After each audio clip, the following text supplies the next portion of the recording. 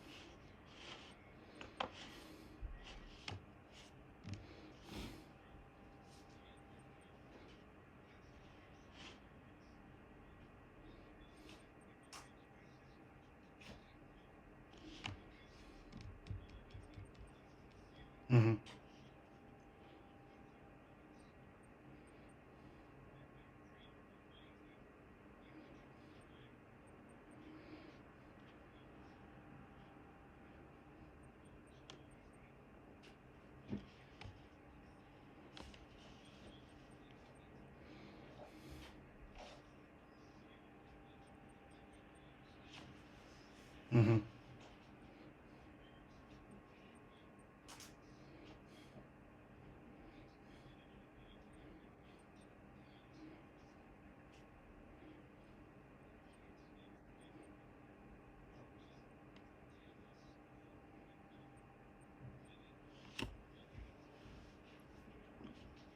Mm-hmm.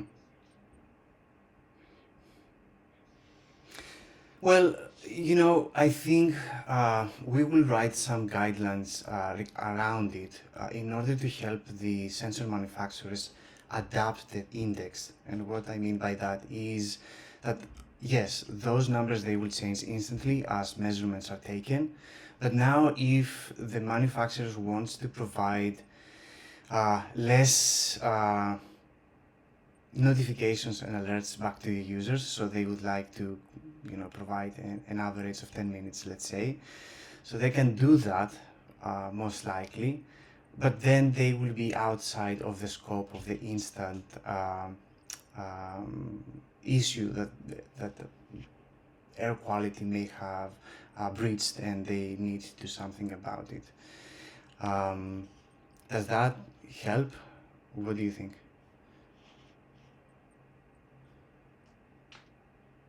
We cannot hear you.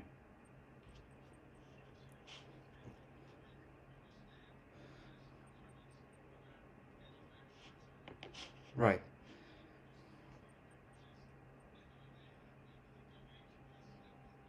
Mm-hmm. I don't. I don't see someone connected today. I see mainly academics. Um, but but yes, the device is going to provide this information instantly, right? Now, whether the user wants to get a notification on their phone saying that the air quality has been breached or not, now this is another aspect, right? And it comes a little bit outside of what we are trying to do here. If the manufacturer wants to say restrict the amount of notifications a user should receive based on those breaches that we are talking about, they could do by, let's say, wait 10 minutes before, and if the air quality is constantly breached during that 10 minutes, in order to notify the user about the fact that ozone in this case is above the threshold of the good air quality.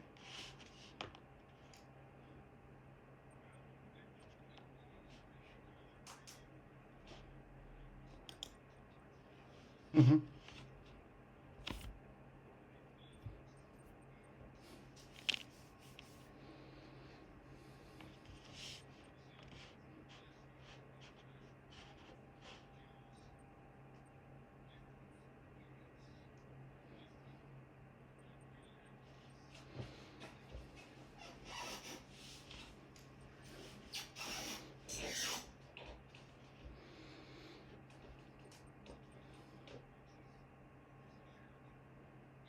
Mm-hmm.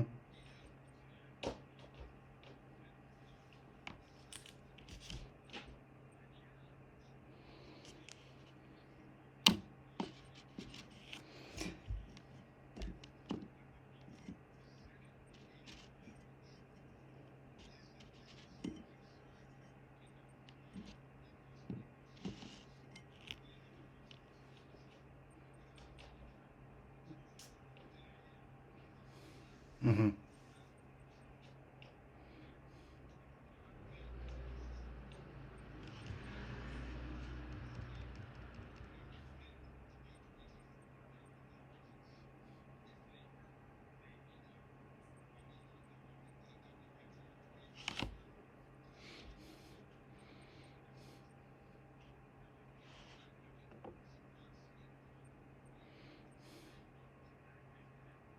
Mm-hmm.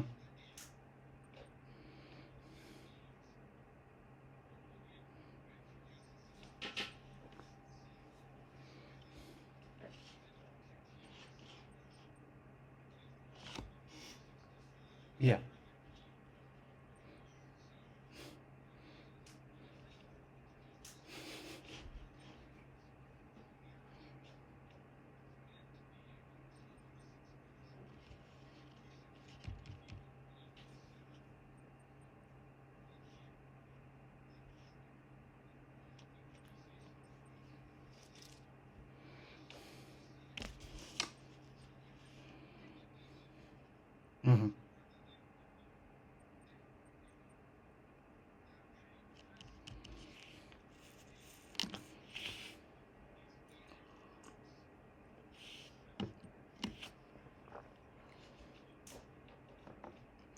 Right, but then, mhm,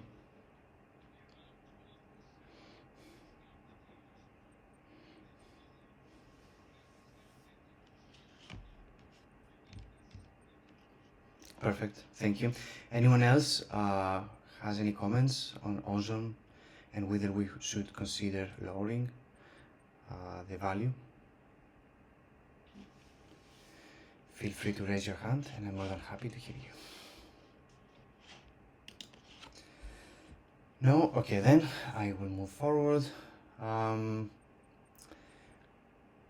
well, there is the fact that, right, like we can lower because we are talking about the indoor space and most likely ozone is going to react with a gazillion other gases in the indoor space or surfaces even in order to produce something else. And yeah, okay. I will dive a little bit deeper inside the California Air Resource Board to see what they say exactly and how they have calculated the 50 parts per billion as well that they have in their agenda. If you know any other resource that I should look into, let me know. Next, nitrogen dioxide. Well, there is a relationship between ozone and nitrogen dioxide. This is what we could find from the indexes out there. Only one product is using an index for the indoor space, and then we have lots of outdoor indexes. I didn't include all that I could find, but more or less they agree on those numbers that you can see here and color schemes. At IAQS we recommend 0 to 30, 31 to 100, and 101 to 250 or more. This pollutant had the majority of the agreements, and some of the comment, no one suggested any other value. There were some comments regarding the concern of secondary pollutants, nitrogen dioxide reaction with VOCs. Some other persons say that they fully support the limit. It's difficult to disregard, again, the legislative reference. This change sensitivity ensures that our index is not only aligned with latest scientific evidence, but also advanced or more healthy protective standards for the indoor environment. Another comment from Spain, the concentration of this gas is decreasing as well as premature deaths. In many cases, we must be demanding and not only act inside buildings, but also outside, although there are areas of the planet that are doing so, but others are not. Agree as we're trying to encompass all environments, intersecting with combustion as well as those with no combustion sources. Now, it depends where you live around the globe. In some cases, they do use those butanol or gas stoves in order to cook in the indoor space. Here where I live, most of the people use induction stoves at the moment, so there is not so much of a problem around the production of NO2. But for example, from the US that I know, lots of people used in the past those kind of stoves, and now they are complaining. There are some studies also that they have found that increasing levels of indoor nitrogen dioxide is present in those environments. And again, also it comes to whether you have a good ventilation system in the kitchen or not. Albert, yes, please.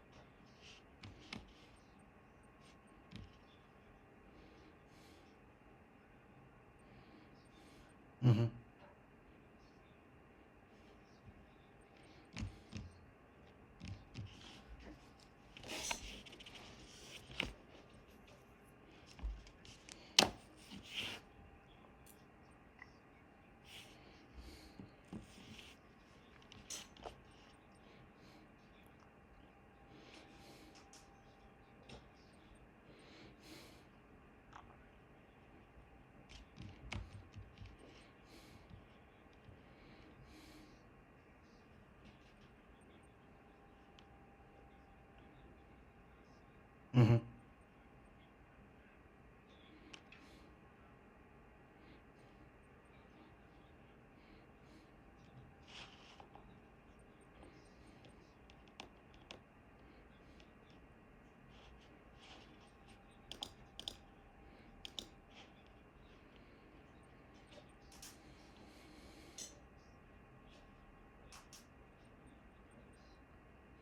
Right.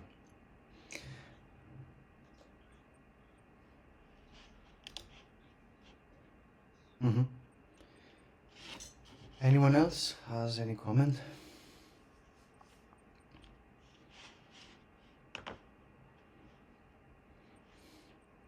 No. Peter, please. Yes.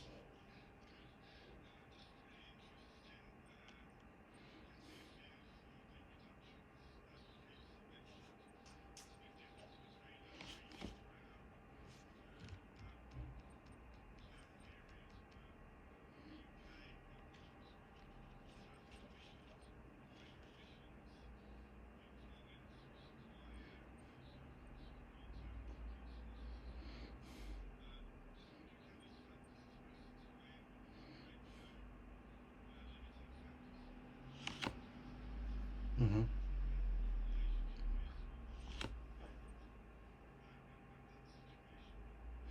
Thank you.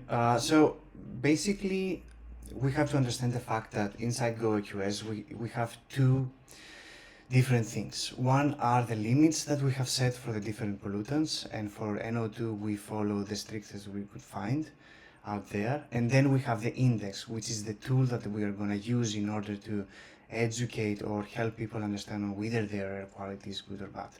The limits are set in order to be followed by a building manager, if you like, or someone that is responsible for the air quality inside the building. So most of them, they are based on hours, whether those are 1 hour average limit exposure or 24 hour, or I don't remember now what else do we have. I don't think we have anything else rather than 1 and 8 hours.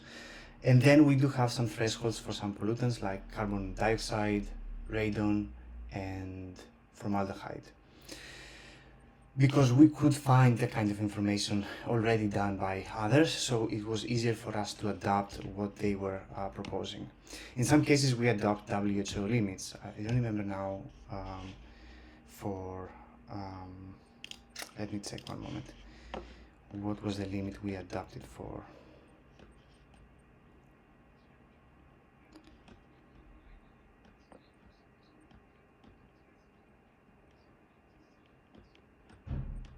Yeah, because here I have only indexes, I don't have thresholds or guidelines. Mm-hmm.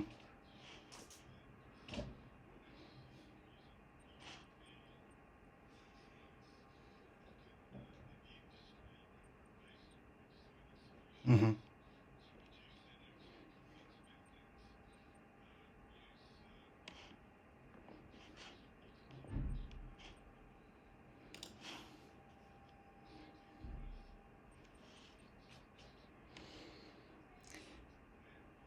So we had already had a discussion about that in the past on whether which kind of units we should use, and we conclude that we should use parts per billion, parts per million. And the reason is simple: instruments measure all of those pollutants on those kind of in these units. And then we have seen that there are many mistakes in the process of changing parts per million to micrograms per cubic meter, because they don't take account the air pressure, the temperature of the environment, and they just use generic values in order to do those conversions. So in order to be more accurate, we think it's better to go with what instruments can measure.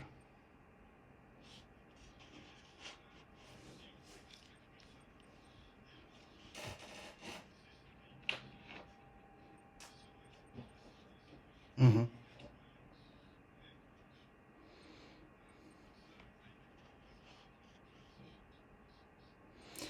Yes, we have a specific appendix inside the white paper where we discuss how we formulate everything and some examples for make life easier for people between WHO and those parts per billion or parts per million values. So yeah, indeed, I've just checked it. For nitrogen dioxide, we have adopted WHO's thresholds for the limits, right? Which is for an hour was 106 parts per billion, and for 8 hours was 21 parts per billion.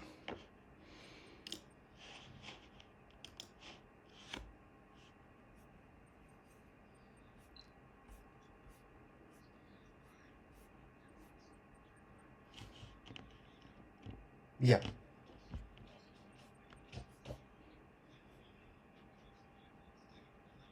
Mm-hmm.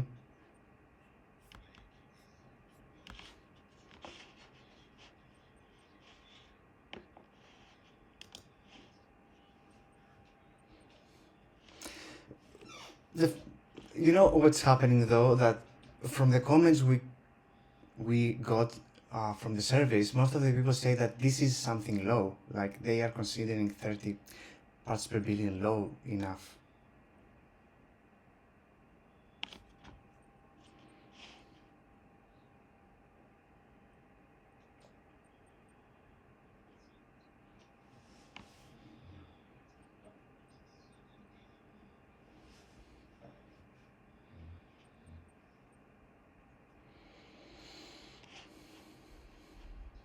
Mm-hmm.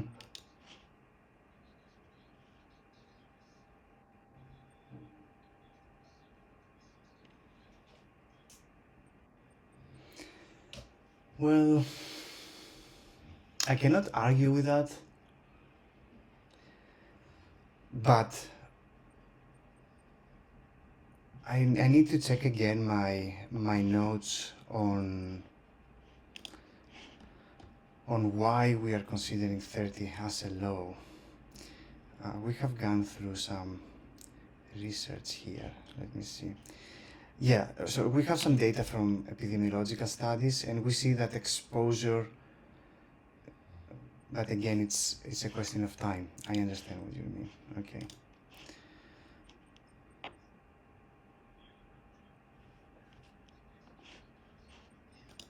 Mm-hmm.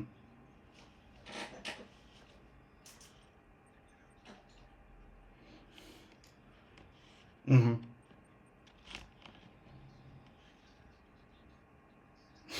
Right.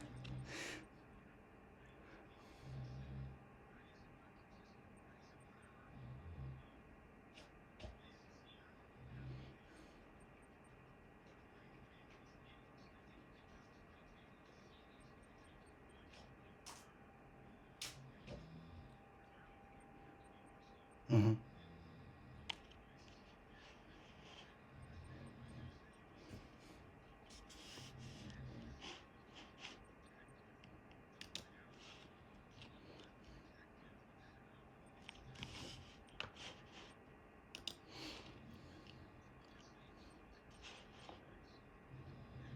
Mm-hmm. Fair enough. Thank you. Okay, so again, we should consider it and lower the NO2 to something even more strict or based on the limits that we have already set for the sake of consistency. And please follow Tail. Tail didn't have anything about NO2, by the way. Okay, and the last pollutant is radon. This is what we found out there about limits around radon. We know that radon has not any safe limits. However, in order to be consistent, as Albert says, and thank you for that, is that 100 is also the limit that we have set as a threshold, so we are going to use the same for the index as well. Some others like Earthings and Aranet, which are companies that they have radon monitors, they have the same logic for the good limit. and then a paper by a group of scientists which they call it TAIL, which is temperature, audio or something, indoor air quality and light thresholds. They have set those numbers where again align a little bit with what we are trying to do, and only the SBM 2015 was more strict by recommending for the index 30 and then 30 to 60, 60 to 200 and 200 and above. Most of the people again agreed. Another person has recommended those values from the SBM 2015, and then we have the comments that radon is a gas that is normally unknown in good parts of the world. I prefer the most strict and better limit. Keeping below 100 becquerel per cubic meter is okay. Lots of noise around radon in UK with lots of unskilled people offering solutions. In Germany there have been measurements done in the cellar of houses in different regions where the average radon concentration in cellars was above 300 becquerels per cubic meter, have now been classified as radon prevention regions, and they also provide us with a link. The average radon concentration in interior rooms in Germany is around 65 becquerels per cubic meter. This is also something that I relate here in Spain. Those are the levels that we see. There is no threshold for radon exposure. Every radon level has a risk. Agree as this is an obtainable level with a reasonable level of intervention. Note that the building biology standard, the one that we have also mentioned, for node to slight anomaly, see section page 6.6. Yeah.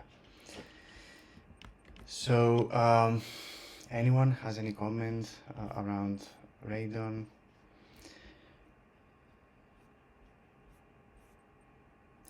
Albert, yes.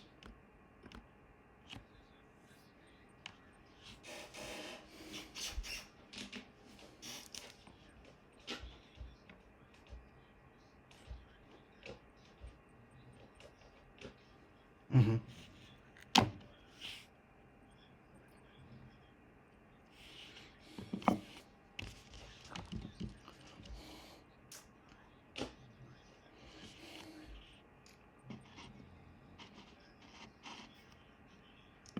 Yes.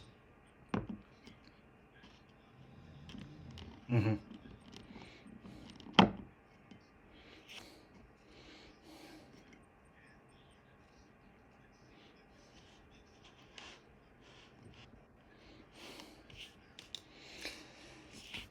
Yes, like all of the others. John?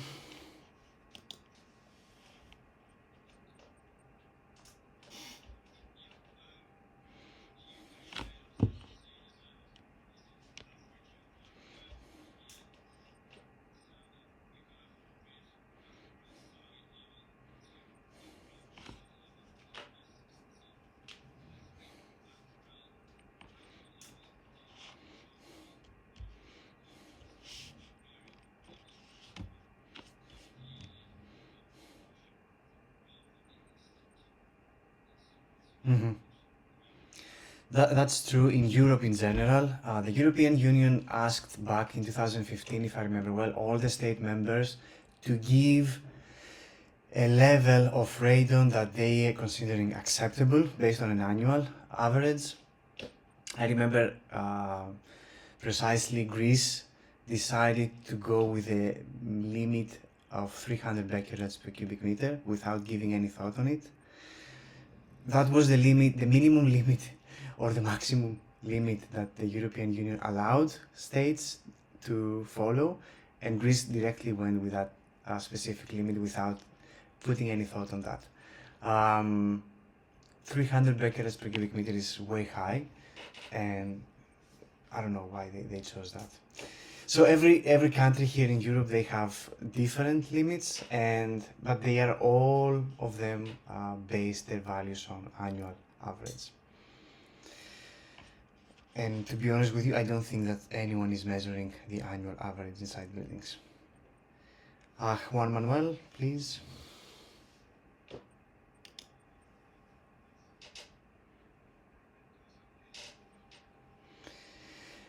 Uh, the devices like Earthings and Aranet, they provide you those averages limits for a year round, or for 3 months, or for 6 months and 7 days. Juan, please.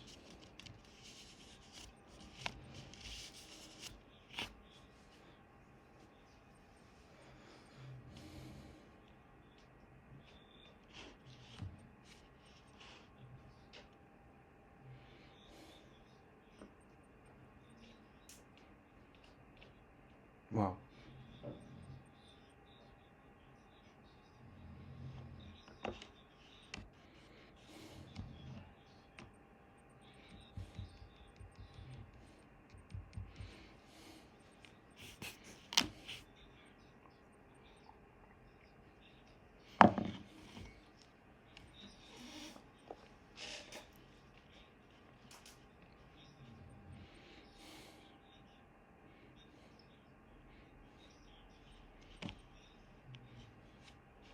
Mm-hmm.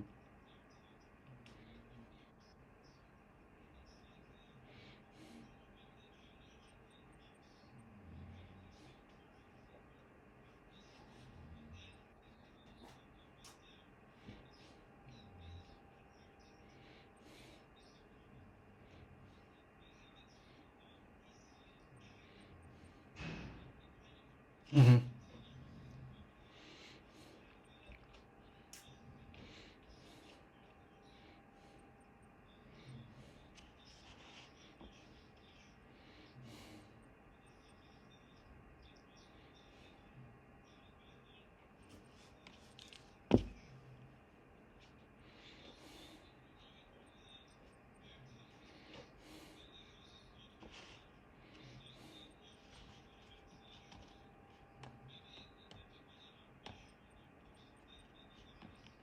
Mm-hmm.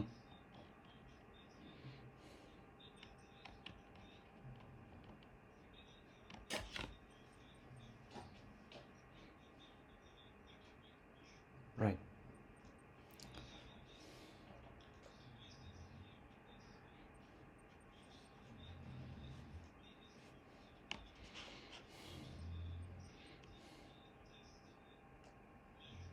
Mm-hmm. Thank you. That's excellent comment, and it can go directly to the best practices that we are also gonna include inside the Go IQS. All right, please.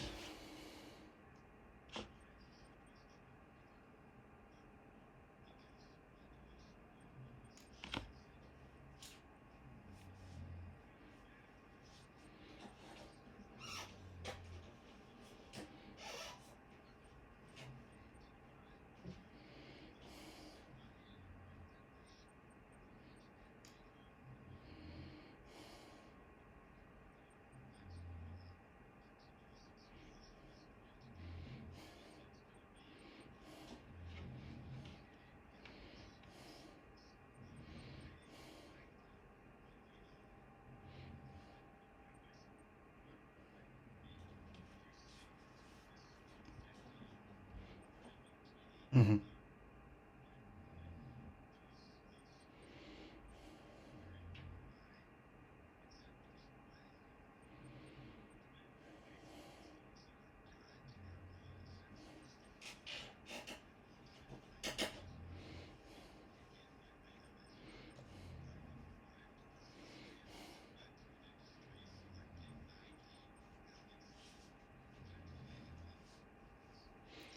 Todd.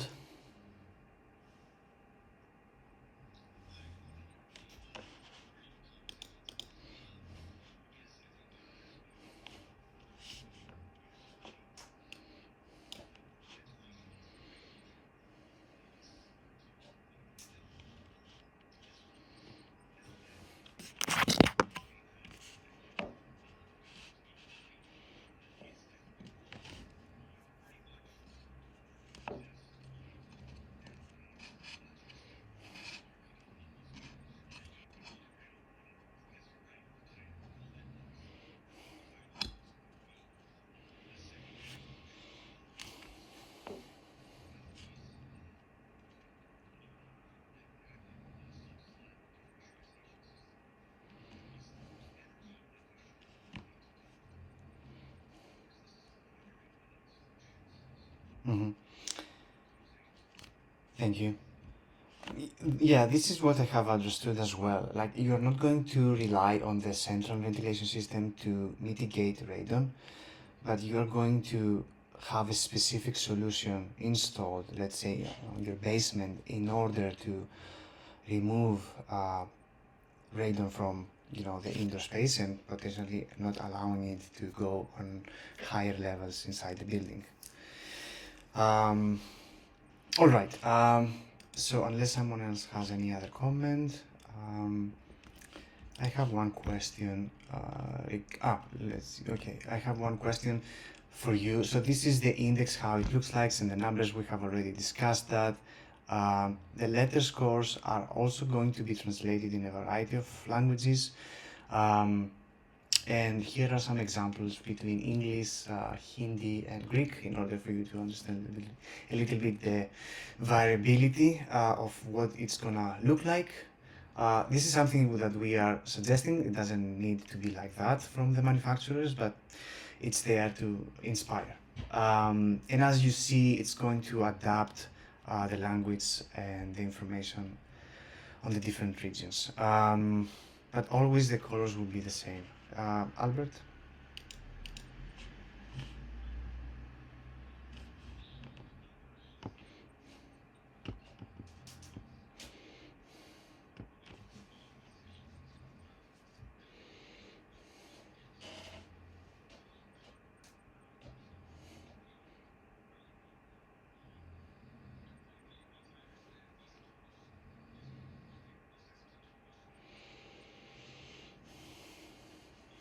Mm-hmm.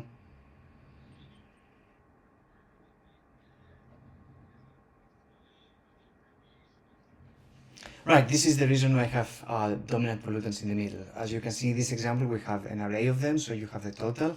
But in the first example where we talk about in Hindi, it's only one pollutant, PM 2.5, that is driving the score down. Yeah.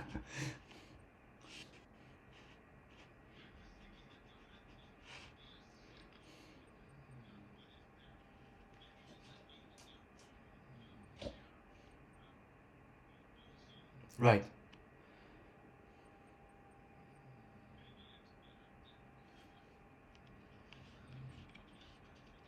Mm-hmm. Okay.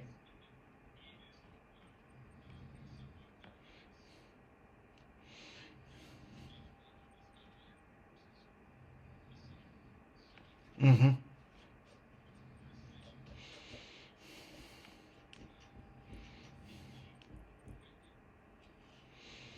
Okay.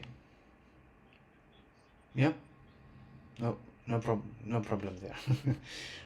And finally, one of the questions that I have, because I'm struggling and I go back and forward all the time, is: do you prefer air quality index or air quality score? What's best for you as a word, index or score? I would like to hear your comments.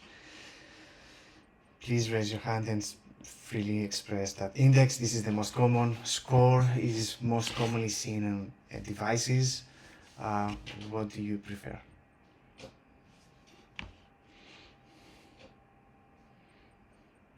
Charles, please.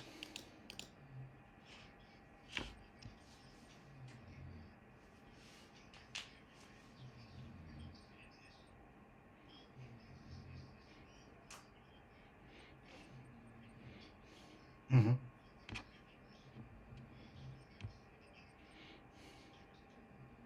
Thank you. John again, thank you.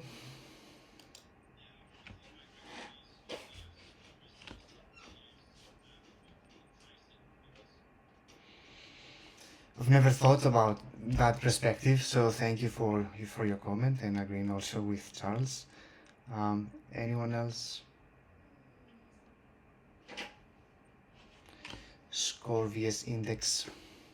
Which word is the best?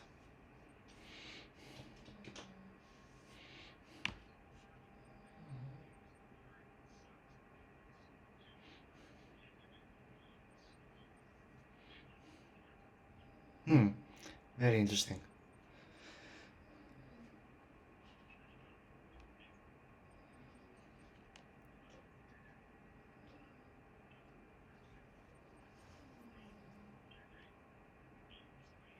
Mm-hmm.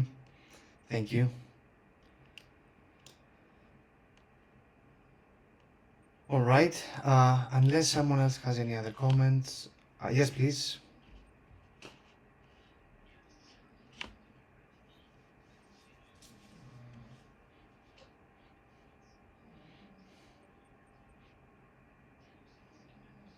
Mm-hmm.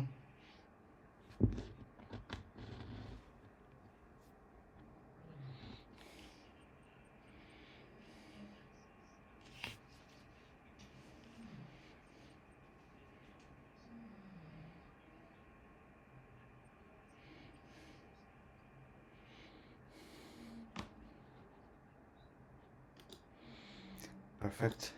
Um, Peter, please.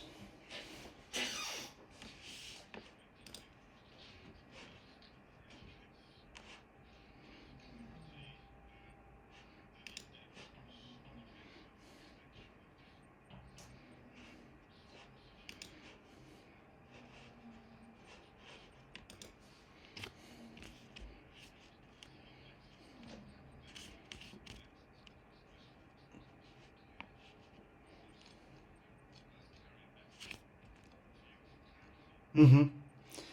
Thank you for your comment as well. And it's important it's coming from the UK because sometimes the US English and UK English are a little bit different in some areas, and I like the fact that they agree in that case for cohesive cohesiveness.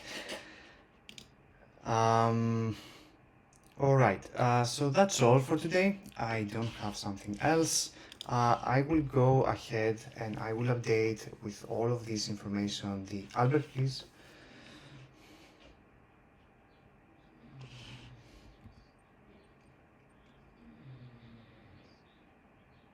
Oh, this one or this one? Okay.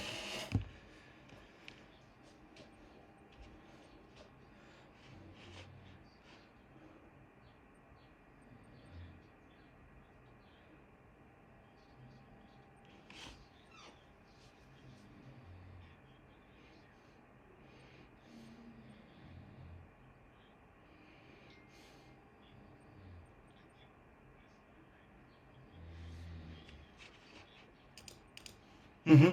No particular reason actually. It just happened to be like that. I can change it for sure. Thank you for bringing it to my attention.